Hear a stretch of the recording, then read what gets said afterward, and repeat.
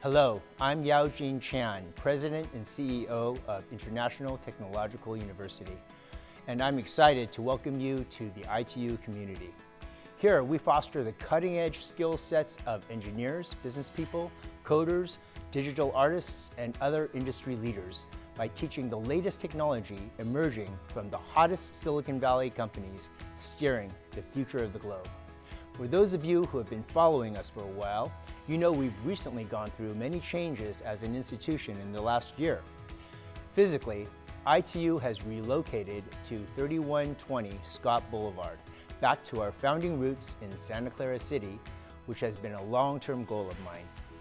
The building is a shared space with a venture incubator, a NASA-backed rocket company, and a handful of small startups in a beautiful, spacious, modern building with plenty of room to grow. With the COVID crisis keeping us all on lockdown, we continue to serve our students via virtual classes delivered through our proprietary educational management system. In terms of new offerings, ITU is introducing exciting and timely new programs such as the Bridge program, which is designed to help students with non-computer related undergraduate degrees bridge between their non-tech backgrounds to the knowledge base needed to enter an ITU master's degree program in computer science, software engineering, and computer engineering, all hot fields in the Silicon Valley today. We've introduced the ITU Nugget, a short course format which allows industry professionals to introduce a concentrated nugget of trending tech that students from any discipline at ITU are encouraged to take. Whatever's hot and creating jobs in the Valley, we bring it to our students in the Nugget courses and in our ITU Presents course, our version of TED Talks, bringing accomplished individuals and pioneers, movers and shakers in the Valley to share their personal life experience in an intimate face-to-face with our students. We are also offering a slew of new certificate program offerings specifically designed to package 3 or 4 ITU courses in special topic areas that, when completed, quickly update the skill sets of our students to land high-paying jobs in the Valley that require specialized, high-in-demand but low-in-supply technical knowledge sets, such as IT security and cybersecurity, which is basically the nursing of the technology field, artificial intelligence implementation protocols like TensorFlow and PyTorch, UI/UX design, along with many others that are listed on the ITU website. If you're looking for a 6-figure salary but need the knowledge boost to get through the door, take a look at IT certificate program offerings. They're listed on the ITU website. And now you will hear from our staff about important ITU departments and changes, from finance to academic advising. Hello, I'm Conchi, ITU's online director, and I want to welcome you all to the ITU community. I'm here to talk to you about academic advising. Academic advising is the development of a dynamic relationship between students and advisors.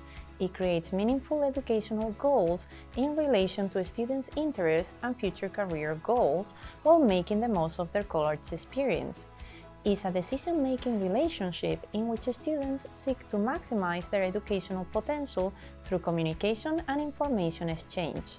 Academic advisors at ITU strive to provide opportunities and quality professional guidance to all students in order to develop a meaningful, safe, and supportive learning atmosphere. We assist our students transition to an academic environment. Together, we identify, clarify, and implement an academic plan for success. This helps students graduate and reach their academic and career goals. The Academic Services Department also serves as a liaison between faculty and staff.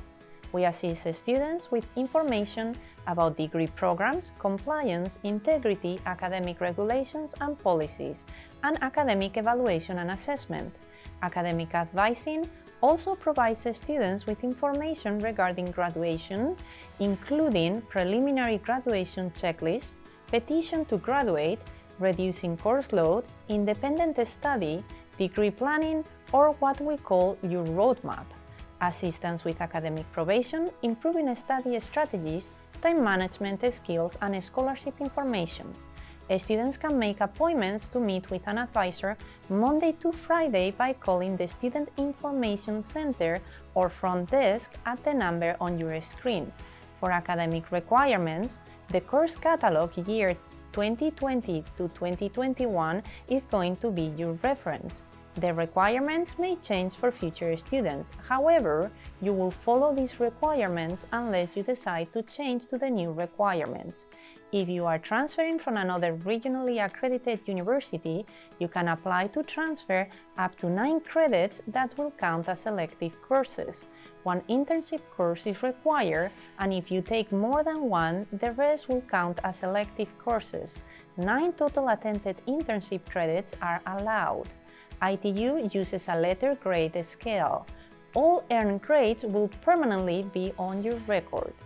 Courses can be repeated for better grades, and the new grades credits will count towards your total, but the old letter grades will stay on your records with no credits. A full load is 9 credits. Academic probation is when students fall under a 3-point cumulative GPA. If you are on academic probation, you are not able to participate in internship, participate or be member of the SGA, and you will not qualify for scholarships. ITU operates on a trimester system. Every trimester is the same and no trimester is optional. Students can finish a degree in 3 terms if they take 13 credits per term, though all required courses must be taken. F1 students have to be full-time every trimester unless they qualify for annual vacation, after 1 year of classes, 3 terms, or have less than 9 credits left in their last trimester. Thank you for watching. I will be back again with more internship information, and welcome to ITU. Hello, my name is Kent Carson. I'm an advisor in the International Student Office, commonly referred to as ISO. If you want to contact us, you can email us at iso@itu.edu. You can also contact us via support ticket. We also have appointments. Right now we don't have in-person appointments, but normally we have in-person or Zoom appointments. If you want to make an appointment, you can call the ITU front desk. You can find the phone number on the ITU's website. We also have ISO walk-ins Tuesdays and Thursdays between 10 a.m. to 12 p.m. Currently, during COVID-19, we just have appointment slots during those times. Some topics we're going to discuss are full-time course of study, reporting requirements, various International Student Office documents, and work employment, on-campus and off-campus work employment. This slide is about your I-94. If you go to this website, you can download a copy of your I-94. Every time you re-enter the country, it gets updated, so you should download and print out a copy every single time you enter the US. If you're an international student who's just arriving in the US the first time, you should download this copy and email it to ISO. We do need a copy of it. This slide shows your I-20. This is the document that you should be familiar with. It shows information about your program of study and also information about yourself. I want to highlight 2 areas of importance. One is the program of study. You'll see a code, a CIP code, where it says your major. This major should match what it shows in our student records. So basically this is what you're studying at ITU. If you think this does not match with what you're studying, then you should email us as soon as possible, because this area on your I-20 should match what you're studying. If you have any questions about that, just email us at iso@itu.edu.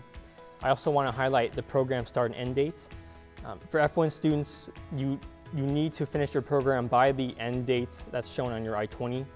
So if you see this end date coming up and you are not close to graduation yet, or you don't think you're going to finish graduating in time, you need to email us as soon as possible, because we may need to extend your I-20, and that's very important. So please look at those, especially those 2 areas on your I-20.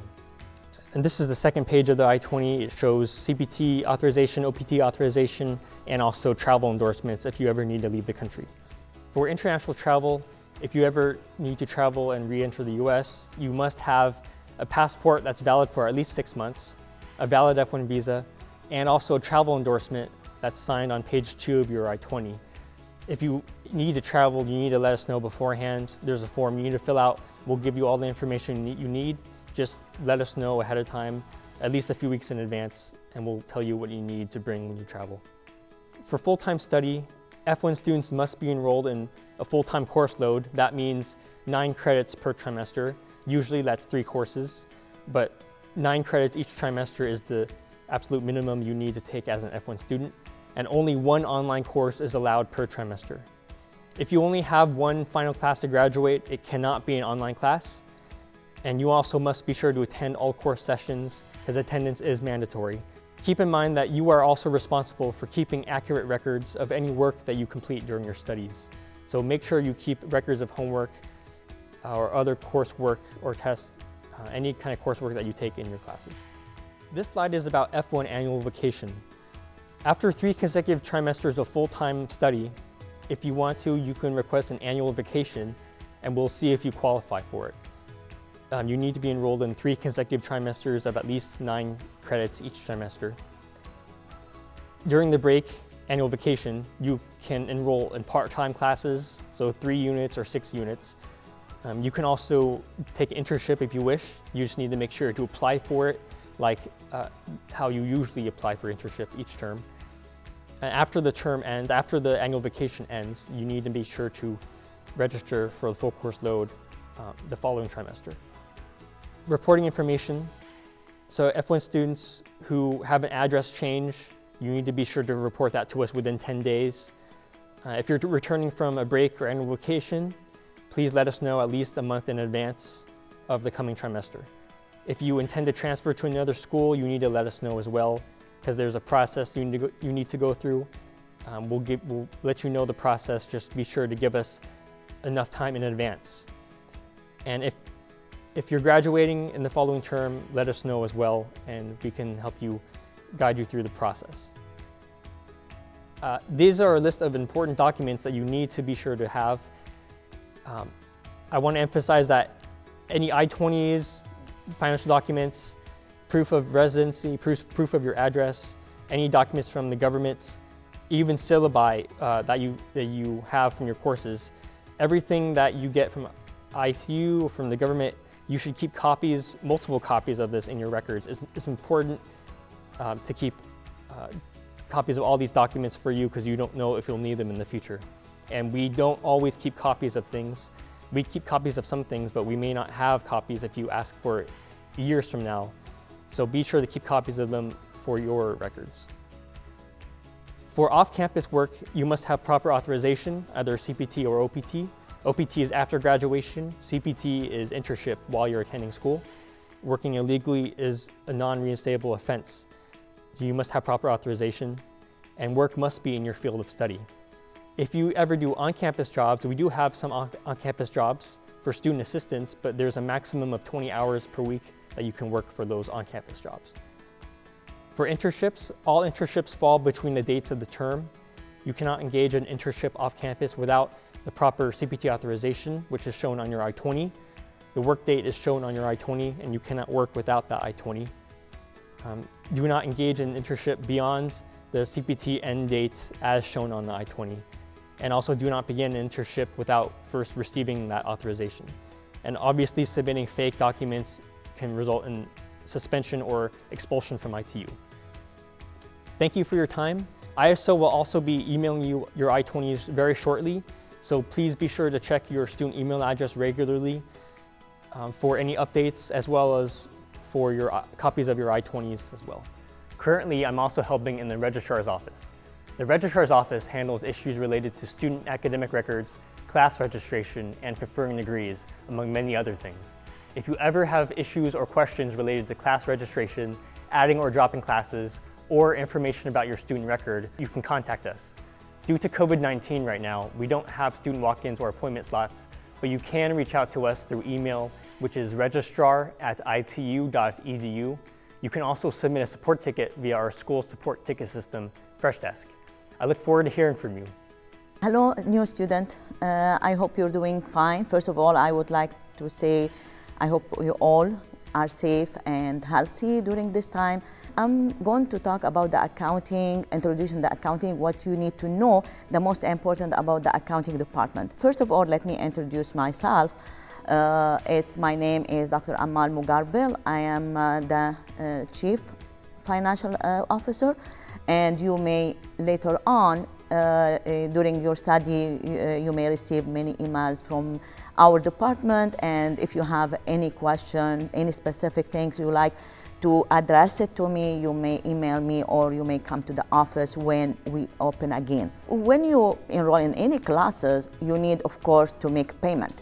And also there are non-refundable fees, which are registration fee, technology fee, VTA, SGA, and if you need healthcare coverage, also there is a charge for the healthcare, and so those are non-refundable except the healthcare and also the SGA.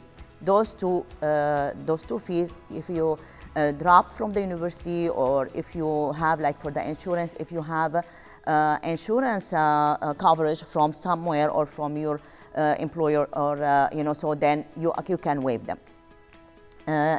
Also, we can offer discount fees, and the discount we call it scholarship, and this is only applied to California resident, citizen, U.S. citizen, and also California resident H-1B holders.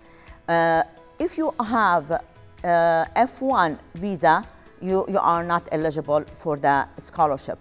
Even if you don't have F-1, but you don't have a green card, citizen, American passport, or if you are not on H-1, you are also not eligible for the discount.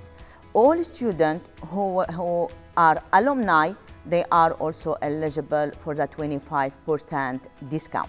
So when you enroll in your classes, you either contact us directly so we can apply the discount to your account, or you may enroll and later on we are going to reverse the 25% from your tuition. At the end, if you pay all tuition, your balance will be zero.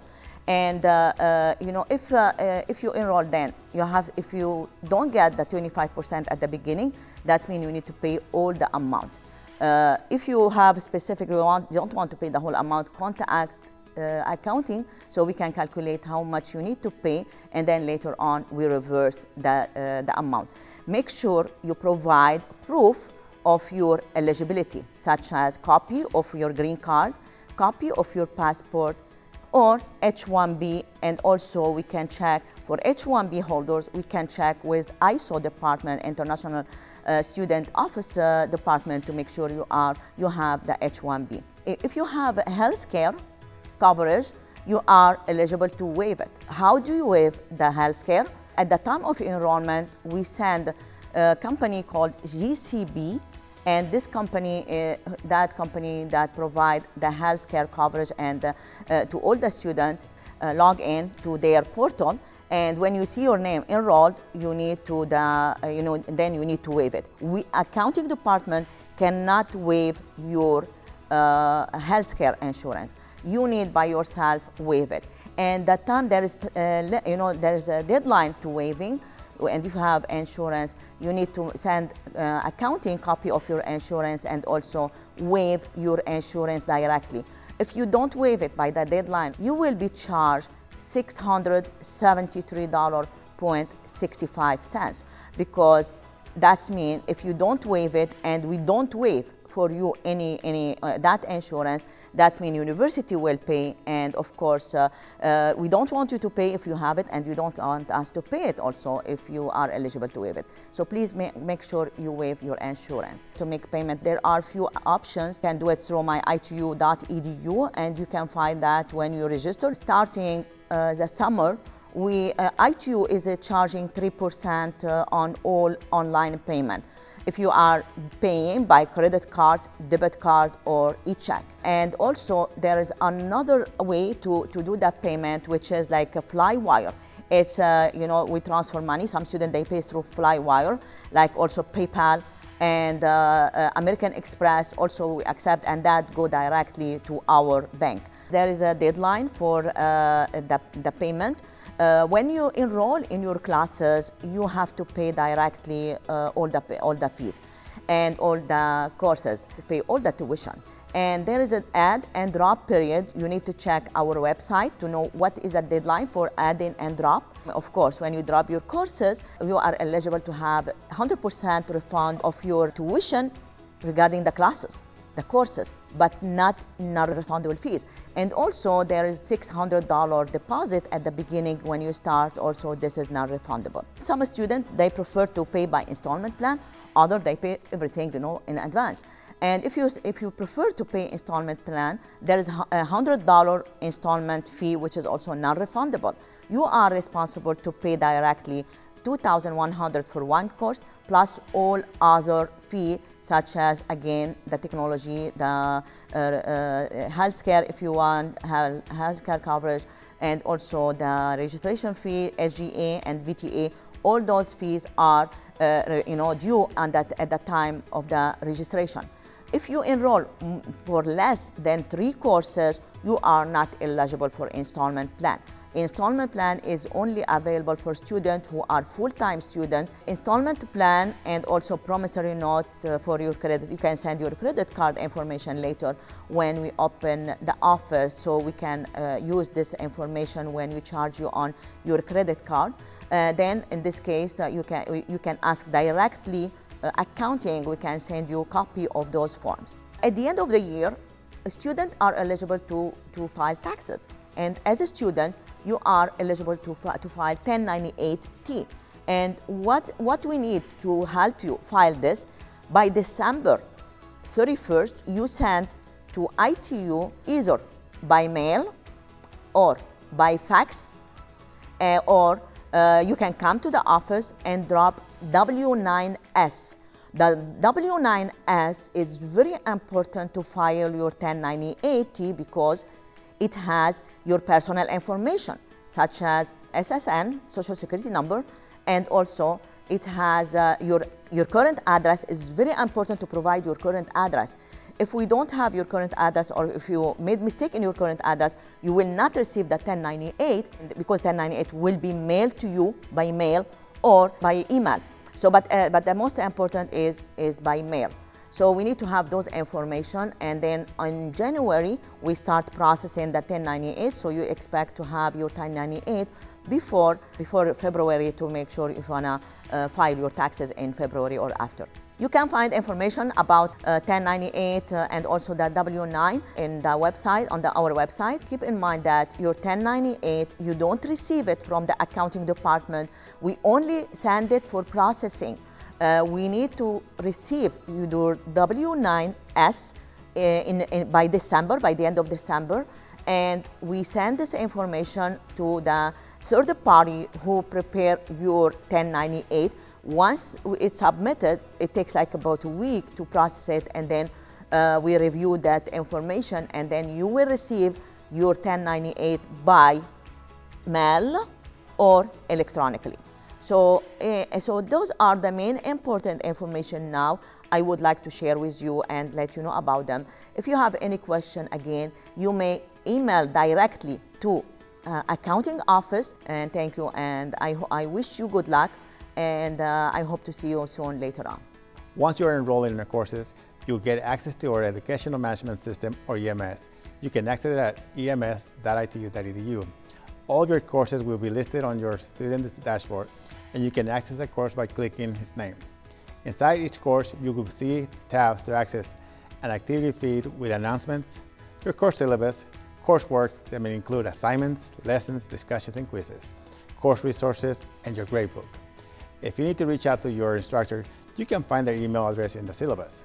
If you have a technical problem with the EMS, click Support at the top of the page to go to our Freshdesk support website, ituservice.freshdesk.com. Click New Support Ticket to create a ticket describing your issue. Assign the ticket to the technical support group. You can also use the support system to submit tickets to other departments at ITU. Just select the department from the group list.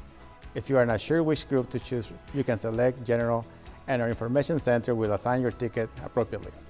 Remember to bookmark ems.itu.edu for EMS and ituservicefreshdesk.com for support.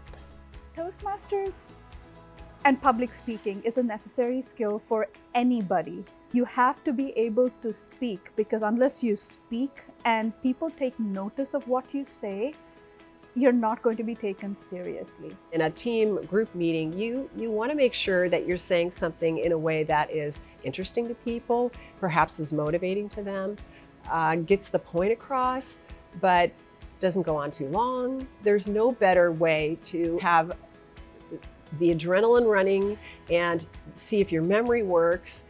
Create something that is inspiring and interesting to you, that for the most part is usually interesting to the audience. There are several different roles that a Toastmaster can take. These can be the president, they can be 3 VP roles, whether there's a VP of education, a VP of public relations, a VP of membership, for example. Then there are other administrative roles. So you have the secretary, the treasurer, a sergeant at arms, which is kind of like the logistics manager. This is like a little family. It is just that little thing that helps them connect with other people, network, not just with faculty and other students, but also members of our community around here. I know I'm going to have this really interesting story at the beginning. I'm going to have 3 points that I remind the audience about, and then I tell an interesting anecdote about some problem that I have, and I wrap it up with this nice ending that's thought-provoking. We practice things like impromptu speaking. We practice leadership skills like negotiation, persuasion, bargaining. Toastmasters helps you on the job, for interviews, as a student giving your presentations, or even if you're part of a venture capital type situation where you're asking for funding for a startup venture, and they get honest, constructive feedback. Now just imagine the value of that. Everybody gets their work done by talking. So at work, people are going to make immediate assessments of your intelligence, your worth, the quality of your ideas by the first minute or less of what it is that you have to say. Toastmasters is a great skill, no matter if you're speaking with one person or you're speaking with 1,000. I think Toastmasters is a great thing to have. Hands-on experience and skill development are key components of ITU's pedagogy. We recognize how important internships are in transferring course theory, concepts, and skills from a graduate program to a career in your field of study. For this reason, we are committed to linking the classroom with relevant industry experience. As affirmed by the university's Academic Leadership Council, ITU requires students to participate in an internship, 1 credit hour required for graduation. Although only 1 credit is required for master's degree seeking students can participate in a maximum of 9 credit hours per degree as a core part of the curriculum for all of ITU's master's degree programs. Attempted credits, even if failed, will count under the 9 credits. All internship requests must follow the same procedure. Students who do not follow the procedure may see their internship request delayed or denied. Students cannot begin an internship until all parts of the procedure have been completed. Students on an F1 visa must not begin an internship until they receive a CPT I-20. The first required document is your internship offer letter. You must obtain a signed offer letter for an internship provider on the company letterhead. The letter must include 1. Date, 2. A student's name and ID number, 3. E-Verify or EIN number, 4. Internship title, 5.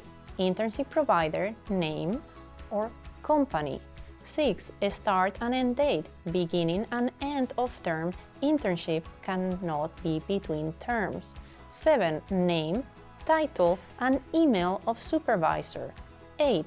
Whether is paid or unpaid, 9. Your student degree program, 10. Goals and objectives, 11. Supplemental statement, verify that intern not replacing an employee or fill a vacant position, 12. Authorized representative, CEO, HR, or supervisor. The second required document is your internship application. It must be complete and accurate to match offer letter. The third and final required document is the cooperative agreement. It must be complete and accurate to match offer letter and application. Incomplete application or applications with wrong information will be denied internship. All applications need to be submitted through the internship application link. No internship will be accepted via email unless approved by the internship coordinator. The internship coordinator can be reached at internships@itu.edu. Thanks again, and we look forward to seeing you in class. As Nelson Mandela said, education is the most powerful weapon which you can use to change the world. And I couldn't agree with him more. Please stay safe during this new normal time. Practice self-care, rinse with Listerine, and remember that educating yourself during this time is one of the best investments you can make for your family and for your future. Thank you.